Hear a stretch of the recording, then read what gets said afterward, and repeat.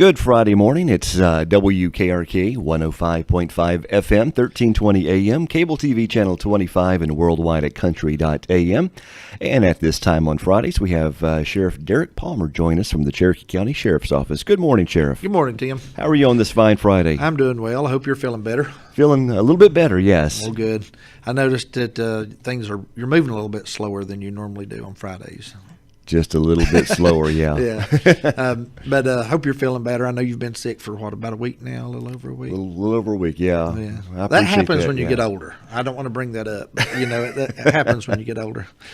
I found that out myself, too. I'm starting to have to take medications I didn't have to take and wearing glasses and those type of things I never had to do before, and it's not good to grow old. I think we had the middle-aged conversation last time I was here. We have that about every Friday. We do. I think it's the week winding down and our bodies are aching at the end of the week. So, but no, it is part of life. I guess growing old is the better alternative than the other. That's true. When you stop growing old, that's not good. So I guess as long as you're continuing to grow, and it don't matter if you're growing old or growing out like some of us do. Have you had a pretty active week? I know weather-wise, we've had a pretty active week. We have, and I hope everybody made it through the storms good and all that. I was checking when dispatch, when we have a weather event, they actually open up a case card. It's just entitled weather event. And so if you have trees down, power lines down, all those kind of things, they move it under that one event. So that we can go back later and review anything that happened, weather-wise during that event. So I went back and looked at that, and we had a lot of things happening in the county, but it was mostly like trees down, power lines down, those type of things. And I think we all made it pretty well through the storms. It wasn't quite as bad as they expected, and that was a good thing for us. Yes. Yeah, it kind of moved a little bit northerly pattern than what they expected, and everybody was kind of on pins and needles. I was laughing though about this weather event, and those of you that are listening will understand what I'm talking about. I came into dispatch and sat down, and I said, I've missed my calling in life. And they said, what do you mean? I said, I should have been a meteorologist. Yes. And because as a meteorologist, it's the only job profession out there that you can be wrong half the time and still keep your job. That's true. That is true. But Robin Caldwell, of course, she does a great job. Their emergency management, and she tries to keep us up to date. And you get the weather, alerts and stuff that she sends out, and tries to make sure that everybody's on top of the events that are coming. And she was even frustrated with this one because talking with the National Weather Service and in our meetings and trying to figure out what to expect, it's kind of one of those things of, well, it might storm, it might not, it might rain, right. It might not, it might hail, it might not. Could have tornadoes, but probably not. And so everybody was just kind of frustrated at the end of that meeting because it was just one of those things of you're not really knowing what's coming. Yeah, and I think the timing, with it being right there at the 5-year anniversary of the March 2nd tornadoes in 2012. Yeah, I think that brought a lot of anticipation back to people. Yes, a little anxiety and a little nervousness. Right, and like I say, we did have some trees down, did have some power lines down, a few lightning strikes, things of that nature, but it was not as bad as expected, and that's a good thing that it wasn't as bad as expected. And so we just try to keep on top of that, and we do a lot of preparations for those things. And so not just through emergency management, through the EMS service and fire departments and law enforcement and all those involved, and the health services hospital, and everyone tries to coordinate together when you start having these type of events come up. And so in anticipation, if there is a tornado or if there's a major event, that we've kind of been on our game and ready for that, so we prepare for the worst and hope for the best, and that's kind of our philosophy. I think a lot of the damage was just straight line winds, and they were pretty high. And I shared a picture on our Facebook page with from Blue Ridge Mountain EMC. They get asked quite often what caused the power outage, right? And they just showed a power pole that had a lot of wires and transformers on it just snapped over, right? So just broken power poles during this kind of event. Yeah, and that's a lot of times even just limbs sometimes touching two power lines together sometimes can blow a transformer and things of that nature. So there's a lot of different ways the power can go out, and I'm anxious when it goes out like everyone else, and I know we need to notify the power company, but I'm sure they're like dispatch. They get swamped when the power comes out, and people calling about their power being off. So just take that in consideration, that there are people out there working and they're in the midst of the rain and the wind and leaving their families to go out to try to get power restored and these kind of things. And so be a little patient, be a little proactive, have you some candles and stuff, Right. have you some bottled water at the house and some food, so in case the power does go out. And I think it's good for us to always try to keep some type of emergency kits or emergency preparation at your home. Doesn't mean you have to stockpile for doomsday, but just a few basic things, just bottled water, just some canned food, candles, and blankets and things of that nature, and just be a little prepared for those things that happen, so you don't get caught off guard. All right, we did a show called Tornado Talk. It's posted on our website right now. Jennifer Naramore, our meteorologist, and Dan Holliday do that periodic podcast, and we shared that, and we pretty much relived the 5-year ago event and what all went through, and people have been sharing their memories of the tornado on our Facebook from them as well. So if any of our listeners want to listen to that, just go to our Facebook page. And, I do want to say something. I probably need to say this. I kind of said it jokingly a while ago, but going back to the meteorologist, there is so many variables involved in that. It's hard for those folks to predict exactly what's going to happen. I mean, for the most part, I think we do get good weather reports from our meteorological departments and the National Weather Service. They do everything they can to keep us updated and informed. And they're just, when you have to figure out from barometric pressures to winds to cold fronts to complicated process, heat and what time of day and all that, there's just a million different variables go into that can make just a normal event or a disaster, and it's so hard to predict for that. It is amazing to me how they can estimate timing like days in advance of when things are going to be passing through here. Right. But it's a complicated job, and it basically is an educated guess. Right. And that's what it boils down to, just having all kinds of information and data to go by, but they don't control what actually does happen. Well, talking about preparing for the worst and hoping for the best, it kind of segues into a little bit. Another thing I want to talk about today is here in about a week or so, a couple weeks I think from now, we're going to be doing a active shooter drill out at Ranger School on the west end of the county.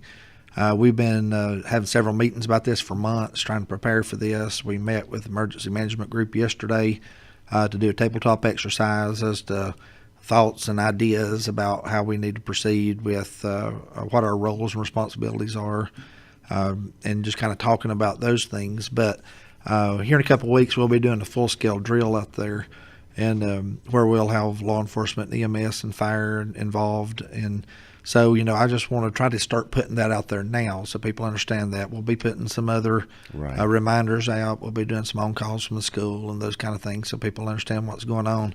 But I'd like to start early and start getting that out now when people see all the fire trucks and the police and all those type of things out there to school, that it's not a real event, it's a practice. And so we'll have signs and different things up out there too, so people will understand that.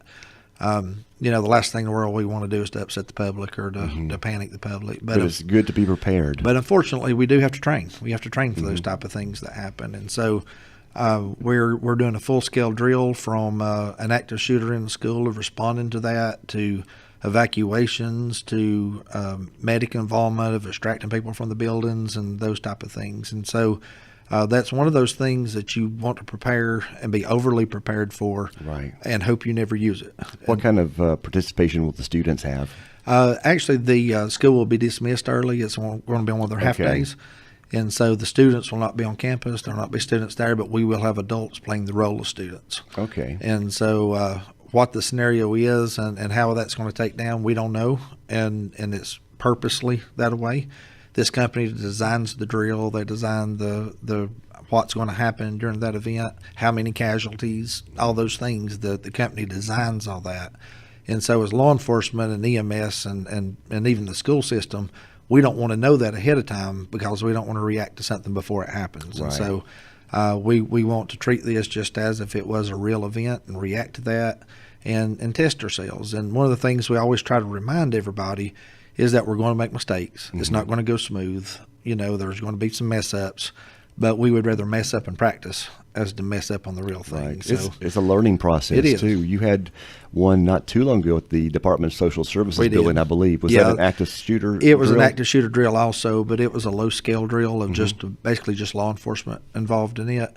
And like I say, this drill is going to be a more on a larger, I won't say a large scale, but a medium scale, where you will have be evaluating the school involvement as far as school personnel, the administration of the schools. You'll be evaluating law enforcement and their response. We'll be evaluating communication systems and how we interact with each other. We'll be evaluating the hospital and how they triage patients and how the patients go to the hospital. Wow. So there'll be a lot of different evaluations into this from the time of the active shooter till the time that the people are at the hospital. And so we're just taking this opportunity to try to evaluate our system here in Cherokee County and see if it works or doesn't work. And if it doesn't work, what do we need to change to make it work? So, What were some of the things you learned from the DSS drill? well, one of the things about that is the DSS drill is that, sometimes we want to hit everything just wide open. Mm-hmm. And even though if there's an active shooter, we have to go to the threat. We have to go to where the shooter is. But sometimes it might be better to wait for somebody before you go around that corner, you know. And so just the officer is able to evaluate that, as to what my role is and what would I do in this real situation. One of the things that we try to mimic in these drills, and you can't really get the adrenaline flowing and things like you should, in a real event. But we do it, just try to mimic it so you can see. Is one of the things that's hard for the officers is if you have, say, students in a school that's been shot and they're laying in the hallways and maybe begging for help, maybe want somebody to help them, we still have to go to that threat. We have to go to where that shooter is and try to neutralize that shooter. So sometimes you may have to step over children. Right. You may have to walk past people who's begging for your help, And so it's just trying to get that in your mindset about what your objective is, what is your goal at this particular time. And when you see that and you hear the gunshots in the hallway and the alarms are going off and people screaming and people begging for help and all those kind of things, that's why we do these type of drills. So in the event of a real emergency, that officer's not overwhelmed. He's trained for that. And so those are some things that we're evaluating on the sheriff's office side, is seeing where our training is and where our tactics are. The state puts out some different training tactics for response to active shooter. So we're going to be testing out some of these state plans and seeing how that works and seeing how it works within our school system. And so we can just better be prepared for I could see it being a challenge because a lot of people participating may not know the layout of the building that they're in. Yeah. So just knowing where all the turns and corners and hallways are. Well, there's challenging. things that you don't anticipate. For example, if we go to our school, any school, in the county right now, and officers respond to that school and it's in lockdown, how are you going to get in? Hey. Right? Good question. So we have to evaluate that also from our process of most schools have keypads on them now, to where testing the dispatch and how their communications back and forth with the officers as far as the keypad entry to get in the schools. Of course, we can't do it in practice, but of course, in a real event, maybe knocking windows out and going through windows or whatever it may be. I don't think the school system would appreciate us knocking all their windows out and training, but but you have to think about those things. They might frown on right. that. But you have to think about those things. That's true. You're at the school and someone's inside shooting and you can't get in. What are you going to do?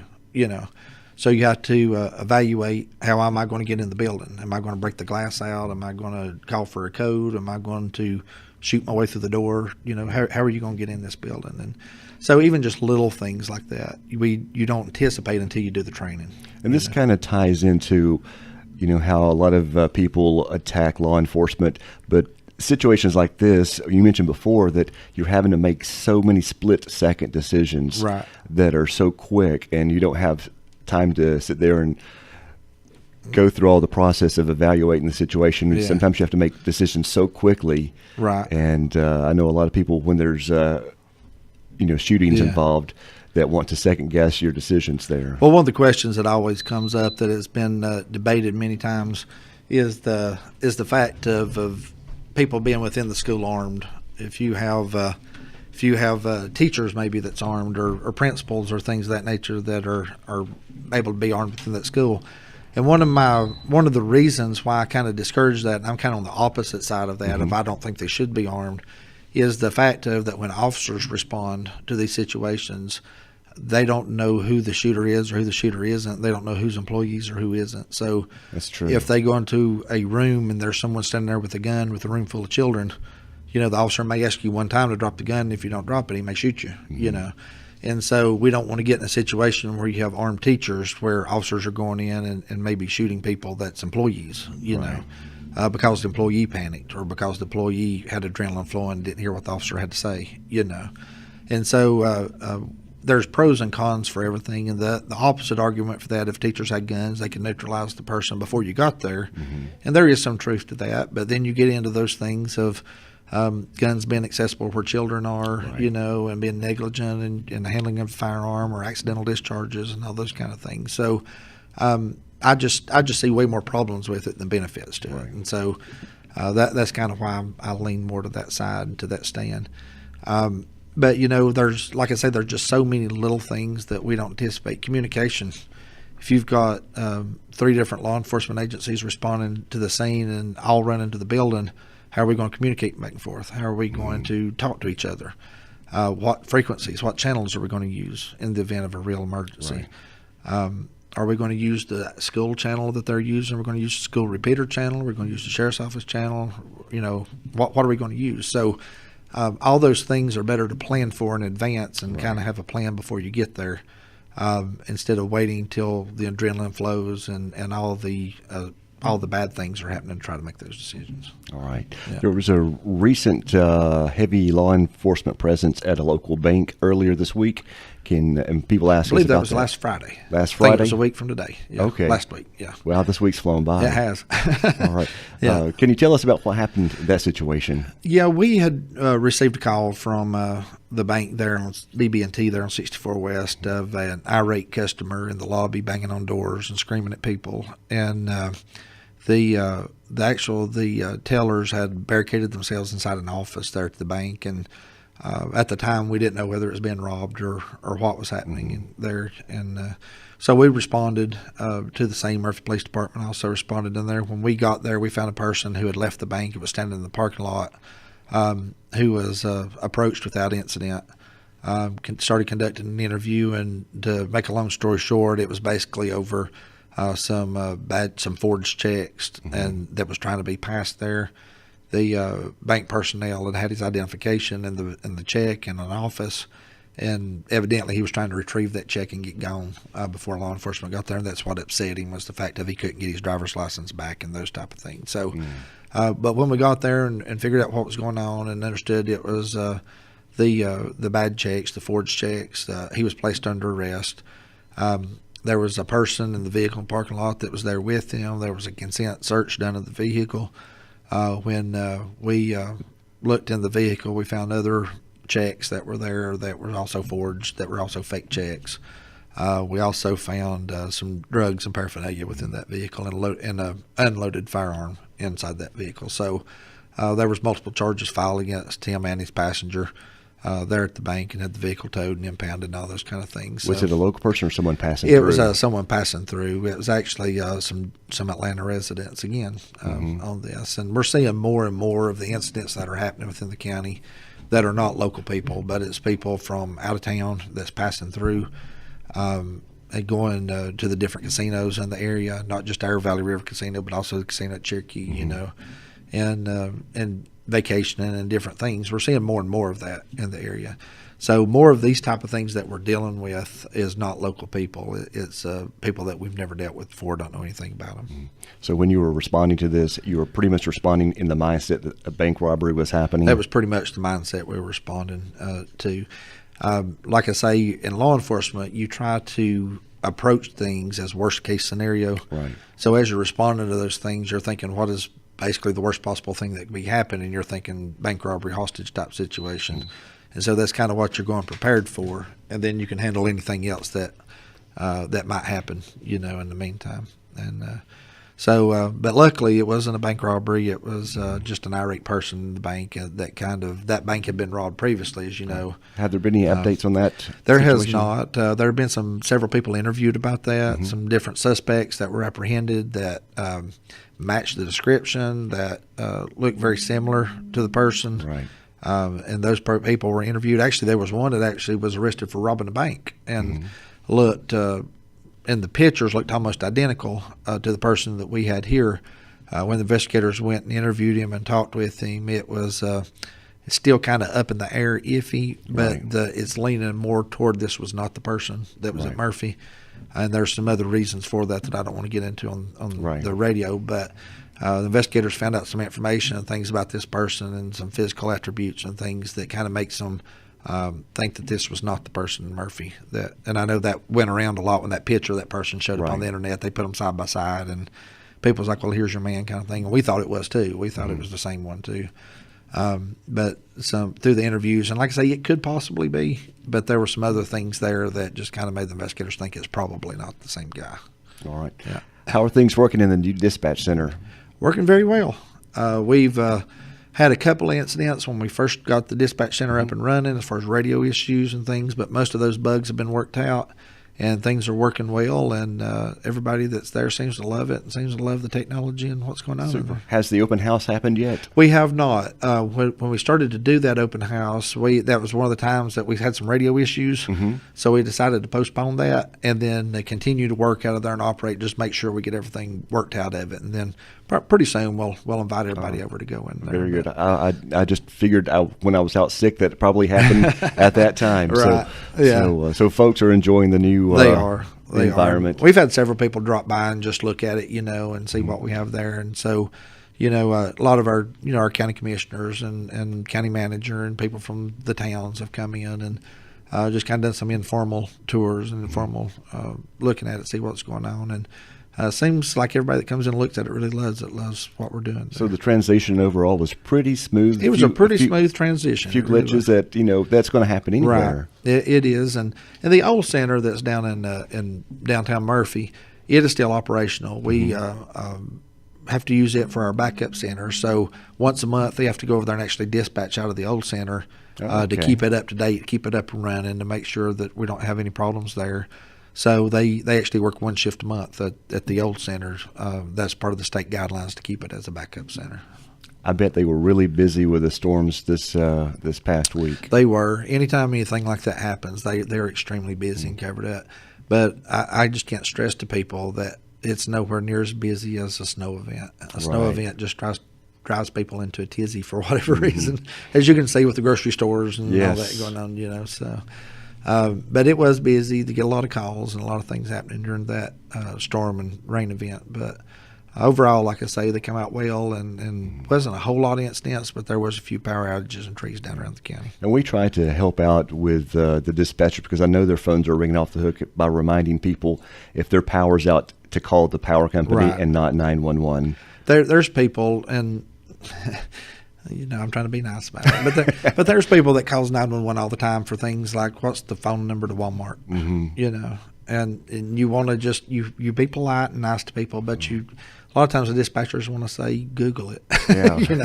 Why are you calling me? Call 411. Right.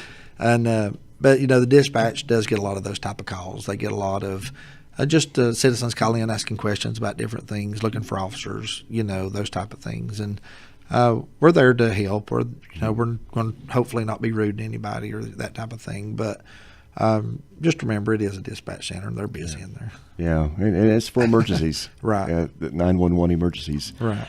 And all right, I see your time is starting to run out a little bit. Next speaking event that you have planned?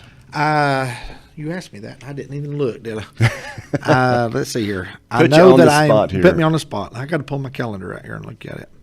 I know that I am going to be at the Macon County GOP, talking to their group over there at the Macon County Republican Party on the 18th of March. I've got a couple other engagements here with churches. I know I've got a youth retreat weekend that I'm doing that's out of town, and let's see here. The 19th, I will be at Valleytown doing the night service there on the 19th. And that's all I see right now. But the 8th, I'll be at a different speaking engagement there in the Bowling Springs area. And we'll be talking more about those things as they come up. But it looks like my next one is going to be at Macon County at the Republican GOP meeting over there in Macon County. It's amazing how many things the Yeah. phone, cell phone does now. It replaced cameras. If I'm going to make these announcements, they'll be more prepared on Friday. Yeah. All right. Anything we missed you want to cover before we say goodbye? I don't think so. Just like I say, just be safe out there. It looks like we're in for a few sunny days. It's going to be cool, but it's going to be sunny. So hopefully we can get out and enjoy the weather. All right, Sheriff, thank you very much for being with us on Fridays and for all your great service to the community. Thank you. It's WKRK Radio, Murphy, North Carolina, 105.5 FM, 1320 AM, cable TV channel 25, and worldwide at country.am.